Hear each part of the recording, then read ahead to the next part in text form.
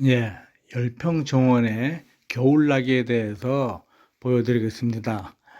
먼저 꽃들은 나중에 하고 과수나무부터 먼저 보여드리겠습니다.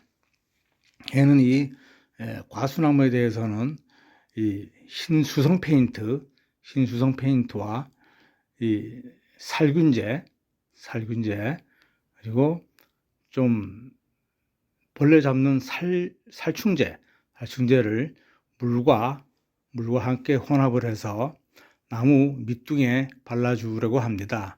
그 배합의 농도는 물과 같이 섞었을 때 좀 이렇게 도색하기 좋게 줄줄 흐를 정도면 되고요.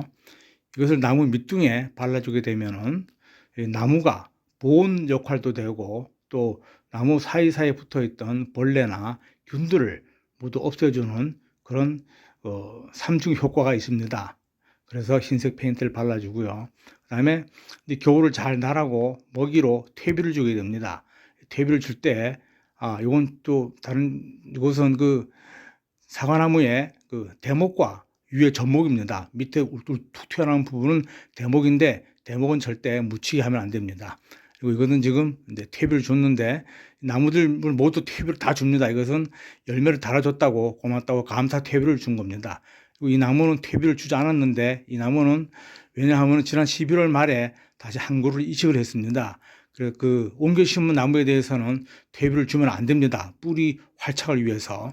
그래서 그 퇴비를 주지 않고 그대로 하는데, 저는 이거 늦게 가을에 그 11월 말이나 12월 초에 이식한 나무는 지금까지 한 번도 죽지 않고 모두 다 살았습니다. 그래서 저는 주로 가을에 이식을 합니다.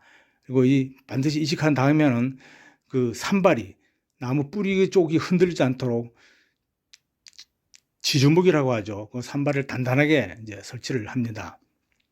그리고 이 옮겨 심은 나무는 이게 이제 보시다시피 이렇게 꽃눈이 형성이 되어 있습니다. 이것은 가을에 옮겨 심은 거기 때문에 내년 봄에 시범으로 양념사 맛으로 몇 개의 열매를 달아볼 수가 있습니다. 그러나 봄에 옮겨 심은 나무는 절대로 열매를 달면 안 됩니다. 왜냐하면은 옮겨 심은 몸살을 앓고 있는 데다가 그 열매를 달게 되면 나무가 죽을 확률이 매우 높습니다. 그래서 봄에 옮겨 심은 나무는 절대 열매를 달면 안 되고요. 가을에 옮겨 심었기 때문에 그것이 가능하고, 몇 개 또 실제 경험을 해본 것이고요. 옆에 있는 이 배나무도 이렇게 밑에 흰색 도색을 칠해서 겨울나기를 준비를 보온 역할을 시켰고요. 옆에 또 있는 이 감나무와 샤인머스켓, 이것은 그 도색도 했지만은 이렇게 별도의 보온재로 다시 또 감싸 주었습니다. 왜냐하면은 이곳이 중부지방이다 보니까 겨울에 막 그 영하 15도 이하로 내려가는 때가 가끔 있습니다. 그럼 혹시나 그 동해를 입을까봐 별도로 보온재를 또 단단하게 도색 위에다가 이렇게 감싸준 것입니다. 감나무와 샤인머스켓, 포도 종류죠. 그리고 이것도 그 샤인머스켓입니다. 이것도 샤인머스켓인데 이렇게 보온재로 별도로 보온해 주었고요. 이거는 그 처마 밑으로 해서 거실에서 열매를 볼 수 있도록 이렇게 덩굴을 끌고 갈 계획으로 하고 있습니다. 그다음에 이건 그 아스파라거스죠. 아스파라거스는 그 미처 못 피워 먹은 거를 이렇게 가을에 모두 잘라서 나무 밑에다가 덮어줍니다. 이 나무 밑에 덮어주는 거는 어떤 그 가뭄의 그 수분 증발을 막아줘서 보습 역할을 하기 때문에 나무가 겨울에도 어떤 그 수분 부족으로 인한 해를 입지 않고, 또 뭐 조금이나마 또 보온 역할을 할 수 있도록 이 아스파라거스 베인 것과 또 자기 나무에서 떨어진 잎을 가지고, 나무 잎으로 이렇게 밑에다가 보온 보습 겸해서 이렇게 덮어줍니다. 그러면은 아주, 이것도 지금 퇴비 준 상태인데, 퇴비 준 위에다가 이렇게 자기 나무 잎으로 해서 보온을 깔끔하게 덮어주었습니다. 그럼 수분 방지, 또 보온 역할도 하게 됩니다. 자, 이렇게 하면은 거의 이제 일단 과수 부분에 대해서는 겨울나기 준비가 다 이제 끝이 났다, 이렇게 봐도 무방합니다. 이것은 이제 내년 봄에 또다시 꽃 피고 열매 맺기를 바라고요. 이건 딸기입니다. 서량 딸기인데, 이 서량이라는 종류의 딸기는 내년 5월, 6월에 따먹기만 하면 된다. 그냥 둬도 겨울에 죽지 않고 내년 봄에 다시 잘 살아납니다. 그래서 봄되고요. 또 이것은 그 이제 사과죠. 정원에 달려있던 사과. 이거는 종류가 부사이기 때문에, 부사는 저장성이 매우 높습니다. 그래서 이 부산은 모두 따가지고 이렇게 수확을 해서 상당히 크죠. 주먹보다 큽니다. 그리고 아주 맛도 좋습니다. 그러나 이게 색이 좀 연한 거는, 붉은색이 좀 연한 거는 지난 가을에 한 40일 정도 비가 계속 오르고 날이 흐린 바람에 햇빛을 많이 못 봐서 조금 색이 흐립니다만은 맛은 좋습니다.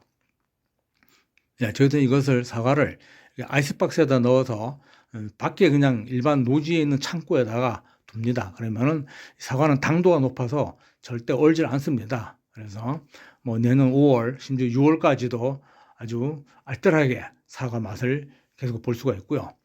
꽃들, 그다음에 꽃들을 말씀드리겠는데, 이 꽃들은 이제 그 다알리아는 뿌리를 캡니다. 뿌리를 다 캐서 그 꽃 모양 종류별로 해서 구근을 그 아이스박스 같은 데다 담아서 이렇게 따뜻한 곳에 보관을 합니다. 그래서 이제 이렇게 보면은 적어놨죠, 글씨로 무슨 색이라 해서. 그래서 얘들은 봄에 다시 적재적소를 찾아서 다시 심어주고 묻어주면은 또 아름다운 꽃을 내년에 또 볼 수가 있습니다. 그래서 이 달리아는 뿌리를 캐서 보관을 별도 해야 되고요.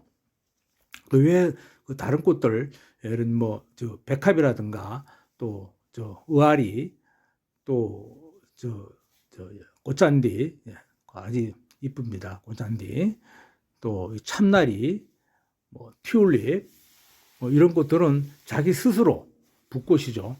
겨울을 나기 때문에 별도의 그 겨울 조치는 해주지 않습니다. 그래도 겨울을 잘 납니다.